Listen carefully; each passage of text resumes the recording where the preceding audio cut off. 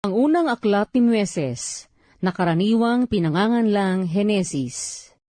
Henesis Kapitulo 1. Nang pasimula ay nilikha ng Diyos ang mga langit at ang lupa. At ang lupa ay walang anyo at walang laman.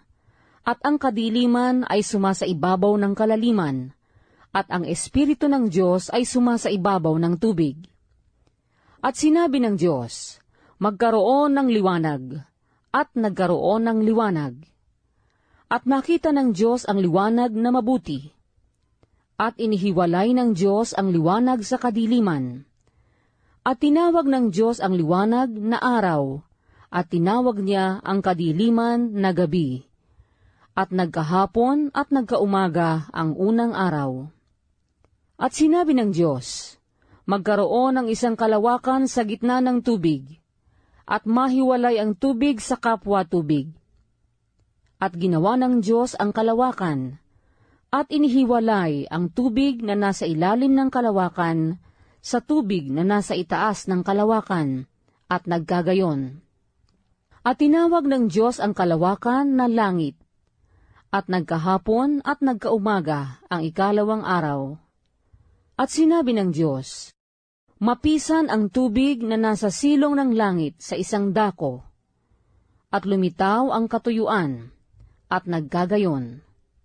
At tinawag ng Diyos ang katuyuan na lupa, at ang kapisanan ng tubig ay tinawag niyang mga dagat, at nakita ng Diyos na mabuti.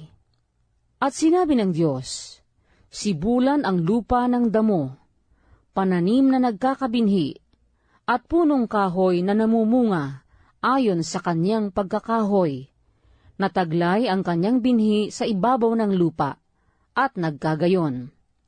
At ang lupa ay sinibulan ng damo, pananim na nagkakabinhi ayon sa kanyang pagkapananim, at ng punong kahoy na namumunga, nataglay ang kanyang binhi ayon sa kanyang pagkakahoy, at nakita ng Diyos na mabuti.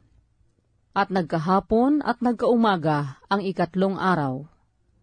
At sinabi ng Diyos, magkaroon ng mga tanglaw sa kalawakan ng langit, upang maghiwalay ng araw sa gabi, at maging pinakatanda, at pinakabahagi ng panahon, ng mga araw at ng mga taon, at maging pinakatanglaw sa kalawakan ng langit, upang tumanglaw sa ibabaw ng lupa, at nagkagayon. At nilikha ng Diyos ang dalawang malaking tanglaw.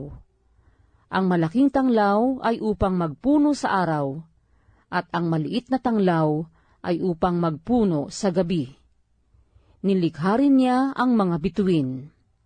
At mga inilagay ng Diyos sa kalawakan ng langit upang tumanglaw sa ibabaw ng lupa, at upang magpuno sa araw at sa gabi, at upang maghiwalay ng liwanag sa kadiliman. At nakita ng Diyos na mabuti. At nagkahapon at nagkaumaga ang ikaapat na araw.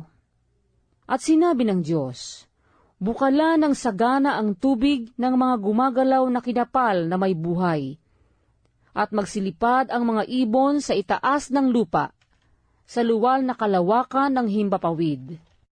At nilikha ng Diyos ang malalaking hayop sa dagat, at ang bawat may buhay na kinapal na gumagalaw, na ibinukal na sagana ng tubig, ayon sa kani-kanyang uri, at ang lahat na may pakpak na ibon, ayon sa kani-kanyang uri, at nakita ng Diyos na mabuti. At mga binasbasa ng Diyos na sinabi, kayo'y magpalaanakin at magpakarami, at inyong punuin ang tubig sa mga dagat, at magpakarami ang mga ibon sa lupa. At nagkahapon at nagkaumaga ang ikalimang araw. At sinabi ng Diyos, bukalan ang lupa ng mga may buhay na kinapal, ayon sa kani-kanyang uri ng hayop, at ng mga kinapal na umuusad, at ng mga ganid sa lupa, ayon sa kani-kanyang uri, at nagkagayon.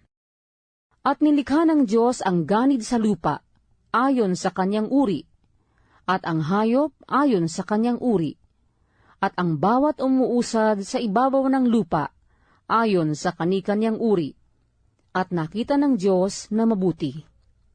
At sinabi ng Diyos, lalangin natin ang tao sa ating larawan, ayon sa ating wangis, at magkaroon sila ng kapangyarihan sa mga isda sa dagat, at sa mga ibon sa himpapawid, at sa mga hayop, at sa buong lupa, at sa bawat umuusad na nagsisiusad sa ibabaw ng lupa. At nilalang ng Diyos ang tao ayon sa kanyang sariling larawan. Ayon sa larawan ng Diyos siya nilalang. Nilalang niya sila na lalaki at babae. At sila'y binasbasa ng Diyos, at sa kanila'y sinabi ng Diyos, kayo'y magpalaanakin at magpakarami, at kalatan ninyo ang lupa, at inyong supilin, at magkaroon kayo ng kapangyarihan sa mga isda sa dagat, at sa mga ibon sa himpapawid, at sa bawat hayop na gumagalaw sa ibabaw ng lupa. At sinabi ng Diyos, narito, ibinigay ko sa inyo ang bawat pananim na nagkakabinhi, na nasa ibabaw ng balat ng lupa, at ang bawat punong kahoy na may bunga ng punong kahoy na nagkakabinhi, sa inyo'y magiging pagkain.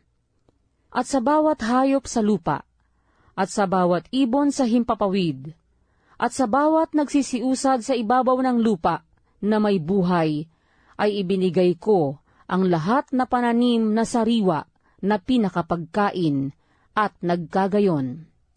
At nakita ng Diyos ang lahat ng kanyang nilikha, at narito, napakabuti. At nagkahapon at nagkaumaga ang ika-6 na araw.